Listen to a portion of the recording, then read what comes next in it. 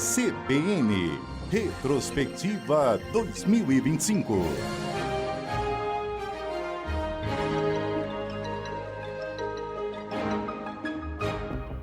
O governo viu o recorde no índice de desaprovação do presidente, enfrentou o escândalo do INSS e o tarifaço imposto por Donald Trump. A relação com o Congresso foi de idas e vindas. Nem mesmo o espaço dado ao centrão em ministérios e cargos estratégicos foi suficiente para garantir governabilidade. Apesar de ter aprovado pautas importantes para a equipe econômica, o Congresso impôs duras derrotas ao governo e a relação entre executivo e legislativo termina o ano bastante desgastada. Um 2025 turbulento para o governo, com oscilações na popularidade e uma relação com o Congresso mais deteriorada. Lula iniciou o ano com trocas nos ministérios com foco na comunicação.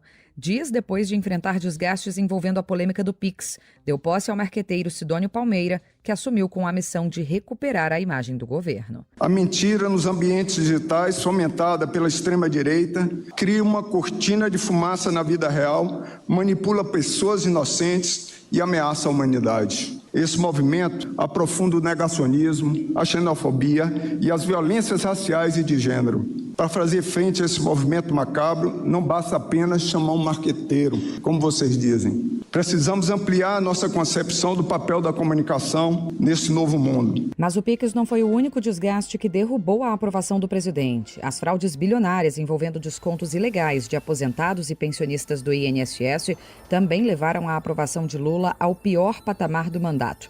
No apagar das luzes de 2025, Lula viu a investigação se aproximar do seu filho, Fábio Luiz Lula da Silva, o Lulinha. É importante que haja seriedade para que a gente possa investigar todas as pessoas que estão envolvidas. Ninguém ficará livre. Se tiver filho meu metido nisso, ele será investigado. O governo chegou a ser desaprovado por 57% da população. Para piorar o cenário, o Brasil foi um dos países sobretaxados por Donald Trump, que impôs um tarifaço de 50% sobre os produtos brasileiros. Houve quem dissesse que seria a cova política do presidente Lula, mas a pauta cacifou o governo, que conseguiu impor o discurso de defesa da soberania e melhorar o desempenho nas pesquisas. Para 71%, Donald Trump está errado ao impor taxas por acreditar que existe perseguição ao ex-presidente Jair Bolsonaro. Nesse embate, Lula e o PT estão fazendo o que é mais certo para 48% dos entrevistados, enquanto para 28%, Bolsonaro e seus aliados é que têm razão. A melhora na popularidade não refletiu em mais governabilidade no Congresso. A relação foi de idas e vindas. Nem mesmo a dança das cadeiras nos ministérios promovida por Lula garantiu ao governo um clima amistoso com parlamentares. A chegada de Gleisi Hoffmann na articulação com o Legislativo permitiu a aproximação com as duas casas, mas a pacificação durou pouco. O apoio do governo à derrubada da PEC da blindagem, o discurso de Congresso inimigo do povo e a indicação de Jorge Messias ao STF azedaram a relação.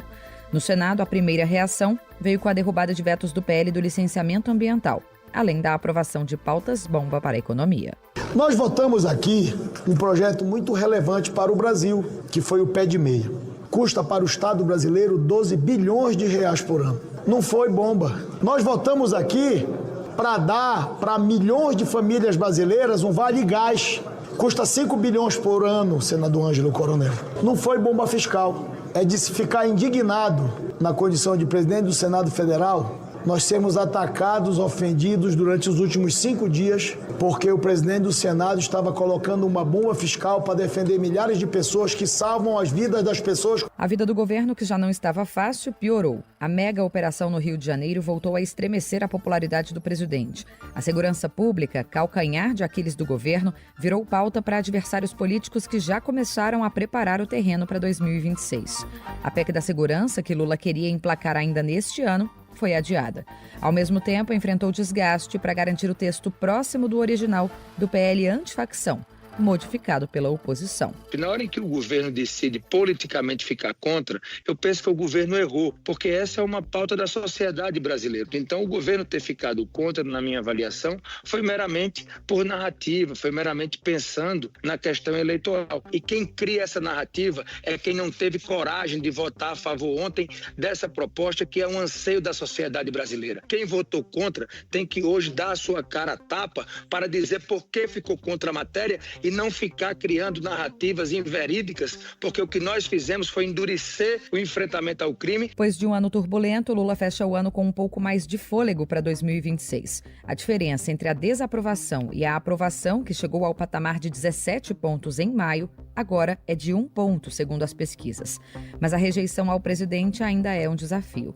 Como estratégia para se aproximar do eleitor e conquistar aqueles mais distantes, Lula nomeou Guilherme Boulos como ministro. A missão dada é ir às ruas em 2026. De Brasília, Gabriela Echenique, CBN, Retrospectiva 2025.